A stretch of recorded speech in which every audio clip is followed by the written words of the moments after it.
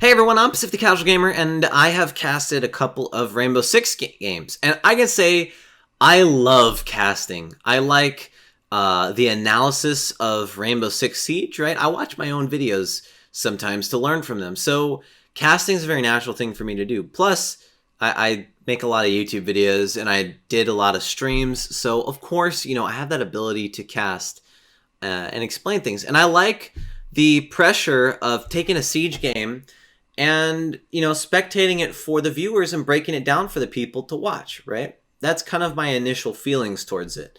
But there's good and bad to casting, and I just want to go over it with you. So I'm going to talk about some bad things about casting, especially as a noob. First of all, there's everything you would expect, the pressures of casting. Setting up the stream. I did it alone, so using the spectator controls. Every time you miss out on action, there's a part of you that dies inside. Every time you do a miscall, you have to kind of play it off and just roll with it. And those commentating things that you could think of right off the top of the head, what if this happens? What if this happens? What if I make this call back? Is going to happen. And learning to roll with it's going to be a big challenge for a lot of people. The other bad thing is if you cast for an unprofessional league, you're going to get a lot of, shall we say, the toxic people. I casted for a game, and these people thought they were so good, I couldn't host on Central servers. I had to host on West servers, because the game was broken at the time. They thought they were so good that they needed to have Central servers or else they'd lose, that they wouldn't start the match. They wouldn't do it. And finally, they agreed. They're like, fine. And all 10 people were on West Coast, or East Coast, my bad. And these people were getting 5-0'd, 2 to lose. And they said, you know what? It's because of ping. We need to host on East. So they hosted without me. And they still got destroyed because they thought they were good enough to where that 10 ping actually mattered. But that's a whole different story. So dealing with unprofessional leagues is very frustrating as a new person. Because I feel like as a caster, I feel like for me personally, all of the pressure of setting up when I have my stuff together, when I have everything together, for the stream, for my setup, I got my mic tested, I'm warmed up, to have the team not be ready, not show up, be 45 minutes late. I've had that happen before. It's frustrating. Because you have this audience that's watching, and you are the voice to speak to the audience, right? You are the one that has to say, hey guys, this team is late, right? Or in my case, I didn't want to call out the team because there's a new league. So I was like, hey guys, we have a team is late. We have to delay this. It's frustrating to have a Twitch chat on the side, and there's people watching, and you have to say, I'm delaying this, because you have this full production that you have to make for them.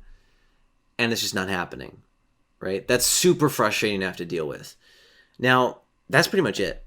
For the negatives, other than, that and the typical, maybe your leader's a bad boss, but I haven't had a bad boss type thing so far.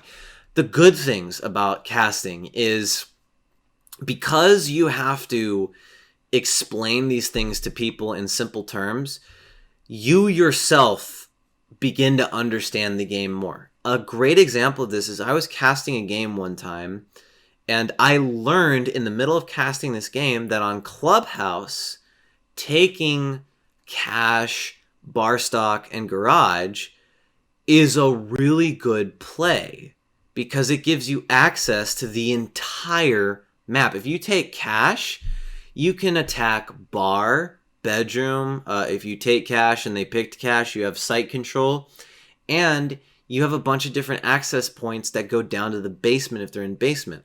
I didn't pay attention to key points on the map like that before I started casting, and I learned that, and I displayed that. I said, hey guys, this team has been taking cash every single round and beating this other team because cash is a really important place to take in Clubhouse for them, right?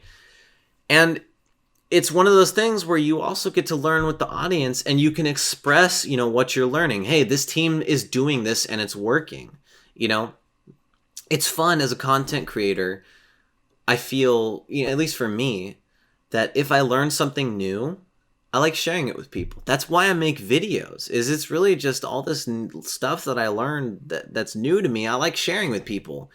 And as a caster, you get to do that in a professional environment, and you know when it's going good that the people are also learning with you. It's really, really cool. It's like you are a fusion of education and entertainment put together. And it's one of the few arts, I feel, that actually can do it really well. And to be a part of that feels awesome, you know? The thrill of teaching and the thrill of entertaining. And it's just good fun. You get to watch a Siege match, you know? I mean, watching professional Siege is always fun, but if a game is good, I mean, you get hyped. You see the Twitch chat gets hyped. It's like almost being at a Super Bowl game, you know? If you really enjoy Super Bowl, you get hyped at Super Bowl. If you really enjoy Siege, you get hyped at Siege, and you get to express that. And so I really haven't done a lot of casting. I think I've casted a total of 3 games. But even with all of the negative things that I'd have to deal with in those 3 games, the positives outweigh the negatives. And it's been awesome. So I highly recommend, if you've ever thought about getting into casting, get into casting. It's great. It's a lot of fun if you enjoy it. And if not, you know, you don't have to cast. You just cast one game, one and done. You're out. You don't ever have to do it again. But guys, that's really all, you know, short video. That's all I got to say about casting for Rainbow Six Siege games. Let me know if you liked it in the comments below. And yeah, I'm Pacific the Casual Gamer. I suck just as bad as you do at video games, and I will see you guys in the next video.